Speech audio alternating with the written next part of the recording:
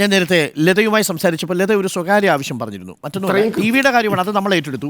അതല്ല, ഞങ്ങളെ കൊണ്ട് സാധ്യമാകാത്ത ഒന്ന്, ഈ ലതയുടെ ഭർത്താവിൻ്റെ കയ്യിലൊരു മോതിരം ഉണ്ടായിരുന്നു അത്രേ. ലതയുടെ പേരെഴുതിയൊരു മോതിരമായിരുന്നു. അത് കണ്ടാണ് അത് ശ്രീനിവാസനാണെന്ന് തിരിച്ചറിഞ്ഞത്. പക്ഷേ ആ മോതിരം എവിടെയാണെന്ന് ഒരു പിടിയും കിട്ടുന്നില്ല. അപ്പോൾ മിനിസ്റ്റർ ഒന്ന് ഇടപെട്ട്, അതൊരു വൈകാരിക ബന്ധമുള്ള ഒന്നായിരിക്കുമല്ലോ സ്വാഭാവികമായും, അതിൻ്റെ മൂല്യം സാമ്പത്തിക മൂല്യമല്ല ലതയെ സംബന്ധിച്ച്. വർഷങ്ങളായി തൻ്റെ ഹസ്ബൻഡ് ശ്രീനിവാസൻ കയ്യിൽ അണിഞ്ഞുകൊണ്ട് നടന്ന മോതിരമാണ്. അപ്പോൾ ആ മോതിരം കിട്ടിയിട്ടുണ്ട്, പക്ഷേ അതെവിടെയാണെന്ന് നിശ്ചയമില്ല.